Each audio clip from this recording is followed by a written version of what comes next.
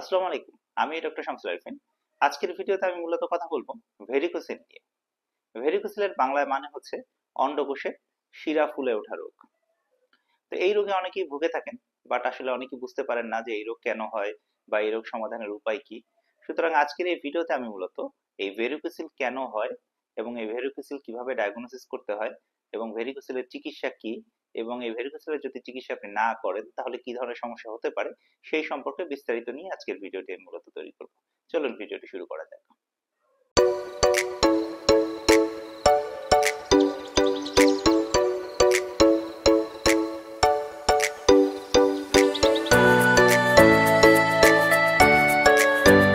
চলুন ভিডিও শুরুতেই প্রথমে আমরা জানি ভেরিকোসিল কি।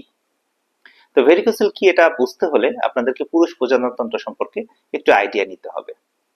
তো আপনারা সবাই জানেন যে পুরুষদের যে স্ক্রোটাম বা পুরুষের যে অন্ডকোষ, সেখানে দুটো টেস্টিস রয়েছে। এই টেস্টিসের খুব গুরুত্বপূর্ণ দুটি ভূমিকা রয়েছে।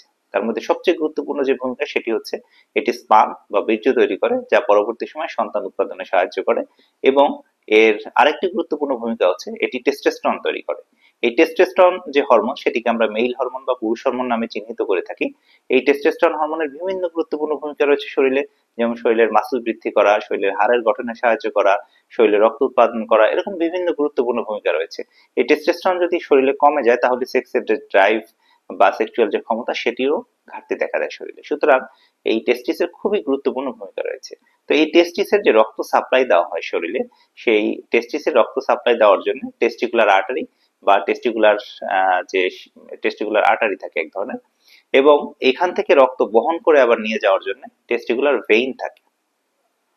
এখন এই টেস্টিকুলার যে ভেইন বা পাম্পিনিফর্ম প্লেক্সাস ভেইন বলি আমরা, অনেকগুলা ভেইন মিলে একটা প্লেক্সাস তৈরি করে থাকে। এই ভেইন গুলো যদি ফুলে ওঠে তখনই মূলত ভেরিকোসিল তৈরি হয়। এখন কথা হচ্ছে যে সবার তো ফুলে না, অনেকের ফুলে অনেকের ফুলে না, কেন এটা হয়? এর পিছনে সবচেয়ে গুরুত্বপূর্ণ যে ভূমিকা আছে সেটি হচ্ছে যে এই যে আমরা আমাদের যে এই যে শিরা যে থাকে, শিরাতে এক ধরনের ভালভের মতো থাকে। ভালভ মানে সহজ বাংলায় একটা দরজার মতো। এই দরজাটা হচ্ছে ওয়ান ওয়ে ট্র্যাকের মতো, অর্থাৎ একমুখী দরজা। অর্থাৎ এটির ভিতর থেকে যখন ব্লাডটা উপরের দিকে চলে যায় তখন সেই ব্লাড আর কখনোই নিচের দিকে নামতে পারে না। আল্লাহ তাআলা খুব সূক্ষ্মভাবে এই জিনিসটা এইভাবে তৈরি করেছেন। মানুষের বডির বিভিন্ন অ্যানাটমি যদি আপনারা জানেন তাহলে আপনাদের আসলে আমি মনে করি আপনাদের যে ধর্মীয় বিশ্বাস, সেই বিশ্বাসটা আরো দৃঢ় এবং সুদৃঢ় হবে। কারণ একমাত্র সৃষ্টিকর্তা ছাড়া কারো পক্ষে সম্ভব না এরকম মেটিকুলাসলি ডিজাইন করে এইভাবে জিনিস তৈরি করা।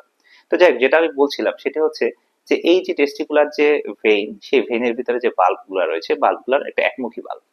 একমুখী মানে যখন রক্ত চলে যায় তখন সেই রক্ত আর পিছনের দিকে চলে আসতে পারবে না।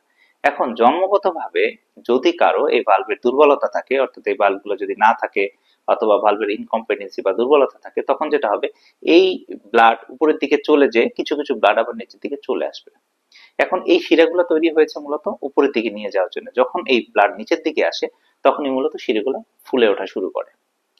তো এছাড়াও আরো দুই তিনটা অন্যান্য কারণ রয়েছে যেগুলো খুব গুরুত্বপূর্ণ না, তবে প্রধান গুরুত্বপূর্ণ কারণই রয়েছে এটা। তো এর ফলে এই শিরা ফুলে ওঠে। এখন এই শিরা যদি ফুলে ওঠে বা এই ধরনের ভেরিকোসিল যদি হয় তাহলে কি সমস্যা তৈরি হয়? ভেরিকোসিলের সবচেয়ে বড় যেটা সমস্যা তৈরি হয় সেটা হচ্ছে ভেরিকোসিলের কারণে অনেক সময় তাদের পেশেন্টের পেইন ফিল হয়, অর্থাৎ বেশ ব্যথা করে, ওইখানে গরম লাগে, এবং অনেকের ক্ষেত্রে দেখা যায় যে একটা ডিসকমফোর্ট ফিল হয়। অনেকে যারা টাইট আন্ডারওয়্যার পরেন তাদের ক্ষেত্রে বেশ ডিসকমফোর্ট ফিল হয় এবং পেইন হয়। এবং আরেকটি যে সমস্যা তৈরি হয় সেটি হচ্ছে যে এই যে আমাদের যে টেস্টিস রয়েছে, এই টেস্টিসের একটা গুরুত্বপূর্ণ ভূমিকা আমি আগেই বলেছি যে বীর্য উৎপাদন করা। এখন যদি এই ভেরিকোসিলের সমস্যা থাকে তাহলে যেটা হবে যে টেস্টিসের যে টেম্পারেচার, অর্থাৎ টেস্টিসের একটা নির্দিষ্ট টেম্পারেচার লাগে বীর্য উৎপাদনের জন্য, সেটি হচ্ছে কত? 32 ডিগ্রি। আমাদের শরীরের টেম্পারেচার হচ্ছে স্বাভাবিকভাবে কত থাকে? 36 ডিগ্রি। কিন্তু এই টেস্টিস যেহেতু শরীর থেকে একটু দূরে থাকে, সুতরাং তার টেম্পারেচার হচ্ছে 32 ডিগ্রি। এই 32 ডিগ্রি টেম্পারেচারে সে খুব সুন্দরভাবে বীর্য উৎপাদন করে। এখন যদি এই যে ভেরিকোসিল যদি হয় বা বিচি ফুলে ওঠে তখন কি হয়? এখানে টেম্পারেচারটা বাড়তে থাকে বাড়তে থাকে বাড়তে থাকে, যার ফলে যেটা হয় এই টেম্পারেচার বাড়ার ফলে তার বীর্য উৎপাদনে ব্যাঘাত সৃষ্টি করে। সুতরাং এই ভেরিকোসিলের ফলে অনেক সময়, এটা সব সময় হবে এটা আমি বলছি না, অনেক সময় বীর্য উৎপাদনে বাধাপ্রাপ্ত হয়। সুতরাং ভেরিকোসিলের দুটো সমস্যা তৈরি করে, একটা হচ্ছে বীর্য উৎপাদনে অনেক সময় বাধা তৈরি করে, অনেক সময় পেশেন্টের পেইন হয়। চলুন এবার আমরা জানি এই ভেরিকোসিল আপনারা কিভাবে ডায়াগনোসিস করবেন এবং এর চিকিৎসা কি। দেখুন, ভেরিকোসিলের রোগীরা মূলত আমাদের কাছে আসে যে তার অন্ডকোষে এক ধরনের ফুলে গেছে বা ব্যথা, এটা নিয়ে আসে।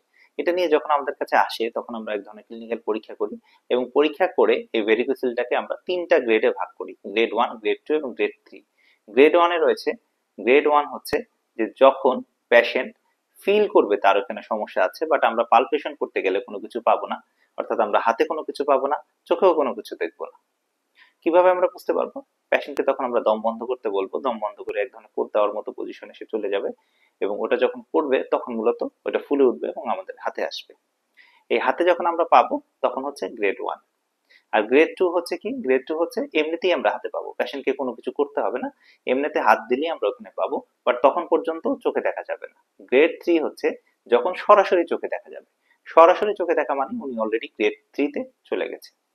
এবং আমরা এটাকে কনফার্ম হওয়ার জন্য আল্ট্রাসোনোলজিস্টের কাছে পাঠাই যে অন্য কোনো সমস্যা আছে কিনা, এবং সোনোলজিস্ট দেখে এটাকে 3টা ভাগে ভাগ করে।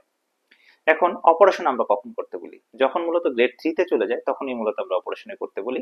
এছাড়াও আমরা অনেক সময় অপারেশন করতে বলি যদি পেশেন্ট পেইন ফিল করে, অর্থাৎ গ্রেড 1 বা গ্রেড 2 তে আছে কিন্তু পেশেন্ট বেশ পেইন ফিল করছে। আবার অনেক সময় আমরা করতে বলি যে এই ধরনের পেশেন্ট গুলো অনেক সময় ডিফেন্সে নিতে চায় না, অর্থাৎ আর্মি অথবা পুলিশের চাকরি দিতে চায় না। আর্মি অথবা পুলিশে যখন কেউ রিক্রুটমেন্টের জন্য যান, ইন্টারভিউর জন্য যান, যদি তখন তার পালপেশনে এরকম সমস্যা দেখা দেয় তখন আর্মি ওখান থেকে আউট করে দেয়। তারা অনেক সময় অপারেশন করে তারপরে ওখানে চলে যান। সুতরাং সেক্ষেত্রে আমরা অনেক সময় অপারেশনের কথা বলি। এখন আসুন, কি ধরনের অপারেশন আমরা করব এবং কোন অপারেশনের সাকসেস রেট কেমন? এটা মূলত দুই ভাবে করা যায়। একটা হচ্ছে আপনি কেটে করতে পারেন, ট্রেডিশনাল যে মেথড, আর একটা হচ্ছে ল্যাপারোস্কোপিক্যালি করা যায়। তো ল্যাপারোস্কোপিক্যালি করতে গেলে কাটাছেঁড়া কম হয়, শুধুমাত্র একটা ক্লিপ দিয়ে আসলেই হয়। বাট ল্যাপারোস্কোপির সমস্যা হচ্ছে ল্যাপারোস্কোপিতে রিকারেন্স রেট বা আবার হওয়ার সম্ভাবনাটা একটু বেশি থাকে তুলনামূলকভাবে। আর ওপেন করে যদি করেন সেটারও আবার দুইটা মেথড আছে, একটা হচ্ছে ট্রেডিশনাল ওপেন করা, আর একটা হচ্ছে মাইক্রোস্কোপিক্যালি করা, অর্থাৎ আমরা পেশেন্টের ওই জায়গাটা ওপেন করে আমরা মাইক্রোস্কোপিক এক ধরনের লুপ রয়েছে সেই লুপ দিয়ে দেখে দেখে আমরা এটা করতে পারি। তো সবচেয়ে বেস্ট মেথড হচ্ছে যদি আমরা ওপেন করি এবং মাইক্রোস্কোপ দিয়ে যদি করি, অর্থাৎ মাইক্রোস্কোপিক্যাল সাবইনগুইনাল ভেরিকোসিলেক্টমি হচ্ছে সবচেয়ে বেস্ট মেথড। এই মেথড করলে রিকারেন্সের রেট সবচেয়ে কম। যাই হোক, যত ভালোভাবেই করা হোক না কেন রিকারেন্স এখানে হতেই পারে, হওয়ার একটা সম্ভাবনা থাকে। এটাই হচ্ছে এই অপারেশনের সবচেয়ে বড় ধরনের সমস্যা। এছাড়া এটা এখানে কাটাছেঁড়া কম থাকে, সুতরাং অন্য কোনো সমস্যা হয় না। তারপরে এক ভিডিওর মধ্যে আসলে একটি মাত্র ভিডিওতে ভেরিকোসিলের মতো একটা জটিল রোগ ব্যাখ্যা বিশ্লেষণ করাটা খুবই কঠিন। তারপর আমি চেষ্টা করেছি। এর বাইরেও যদি কারো কোনো প্রশ্ন থাকে অবশ্যই আমার কমেন্টস বক্সে জানাবেন, আমি আপনাদের প্রশ্নের উত্তর দেওয়ার চেষ্টা করব। আর এই সংক্রান্ত পরবর্তী সময় আমি আরেকটি ভিডিও তৈরি করব শুধুমাত্র অপারেশনের টেকনিক গুলো নিয়ে, সেটি দেখার আমন্ত্রণ রইল। ধন্যবাদ সবাইকে।